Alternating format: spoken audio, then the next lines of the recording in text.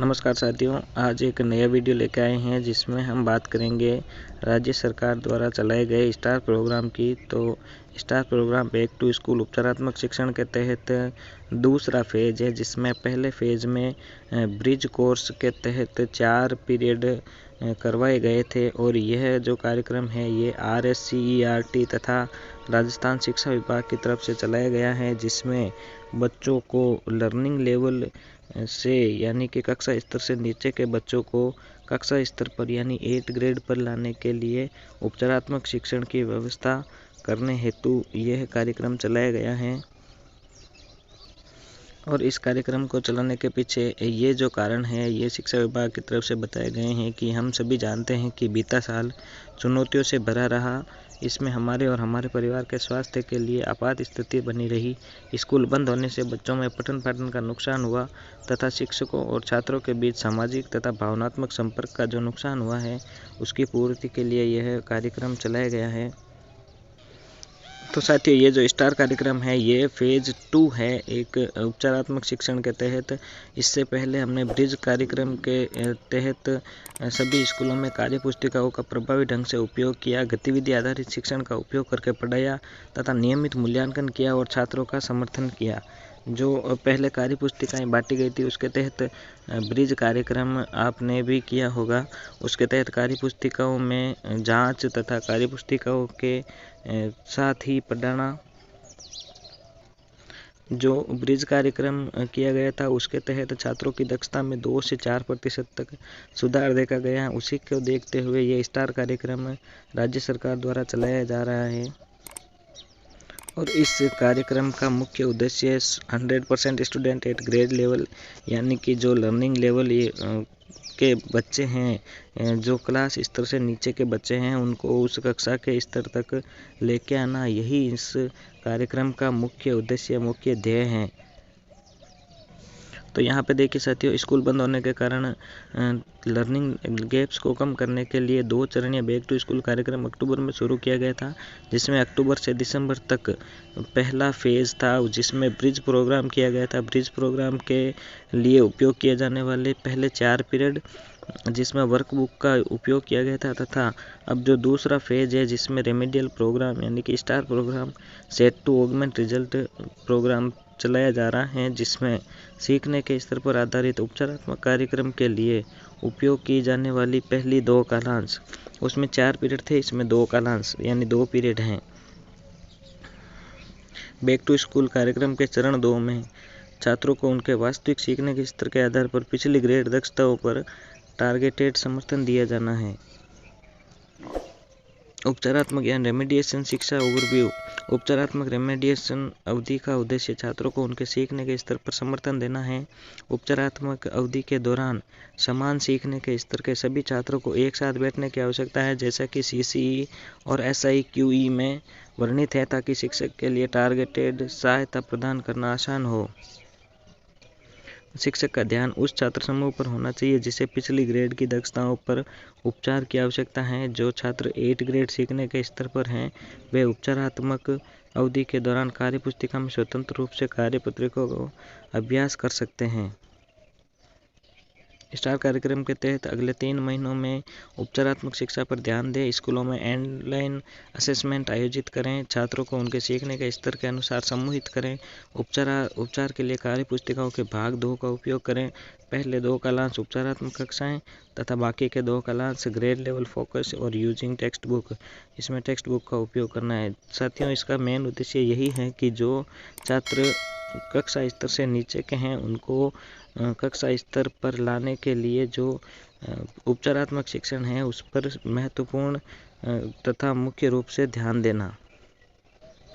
अब चलिए आगे बात करते हैं स्टार प्रोग्राम की जो मुख्य विशेषताएं हैं उसके बारे में। जनवरी से शैक्षणिक वर्ष के अंत तक 1.5 घंटे पहले 2 पीरियड हर दिन सीखने के स्तर के अनुसार समूह छात्रों को ग्रेड स्तर के बजाय उनके सीखने के स्तर पर पढ़ाया जाएगा। समान सीखने के स्तर के सभी छात्र एक साथ बैठेंगे और क्लस्टर कार्य पुस्तिका द्वारा पिछली कक्षाओं के दक्षताओं पर जोर। क्लस्टर कार्य पुस्तिका पहल, प्रयास, प्रवाह और प्रखर के पाठ 2 का उपयोग किया जाना है।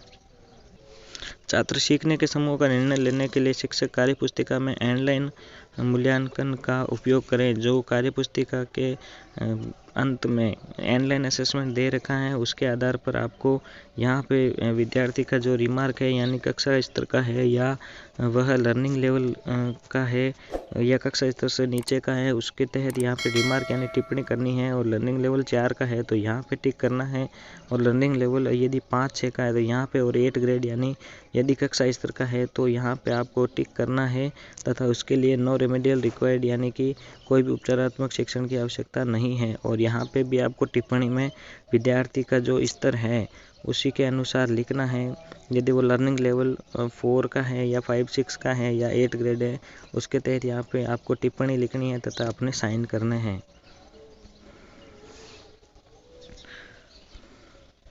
यहाँ पे देखिए साथियों, यहाँ समूहीकरण के लिए जो मानदंड है इसके तहत आपको किस प्रकार समूह बनाने हैं कि कौन सा विद्यार्थी किस समूह में है, यदि 8 ग्रेड में है या लर्निंग लेवल का है। तो उपचारात्मक अवधि 2 पीरियड के लिए छात्रों को उनके सीखने के स्तर के अनुसार समूहीकृत किया जाना है। छात्र समूह के लिए उपयोग में किए जाने वाले मानदंड तालिका नीचे दी गई है। इसके तहत ग्रेड 3 में यदि all student to cover behind grade competencies, इसमें आपको यदि लर्निंग लेवल 1 और 2 का है तो इसको ग्रेड 3 में रखना है।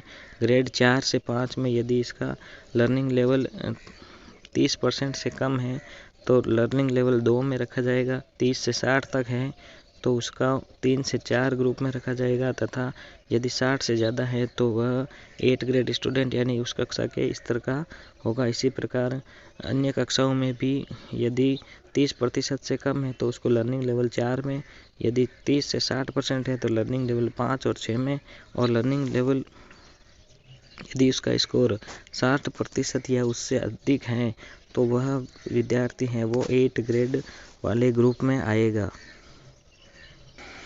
अब देखिए साथियों, ऑनलाइन असेसमेंट किस प्रकार आयोजित करना है। तो ऑनलाइन असेसमेंट आयोजित करने के बाद शिक्षक वर्कबुक में दिए गए ऑनलाइन असेसमेंट के अंत में छात्र के प्रदर्शन रिकॉर्ड को भरें जैसा कि नीचे दिखाया गया है, और उस प्रदर्शन के अनुसार छात्रों को समूहित करें।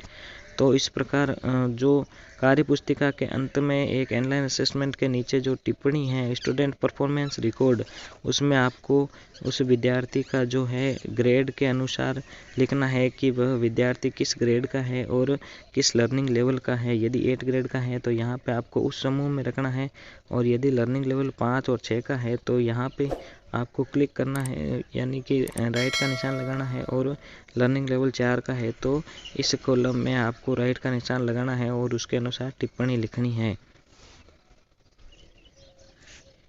इसी के साथ उपचार के लिए कार्यपुस्तिका में कौन कौन सी पृष्ठ संख्या है वो यहाँ पे दे रखी हैं कि ग्रेड 3 में इंग्लिश, हिंदी और मैथ में कौन कौन सी पेज संख्या पर जो है उपचारात्मक शिक्षण के तहत पृष्ठ संख्या है वो दे रखी है। इसका आप अध्ययन करें।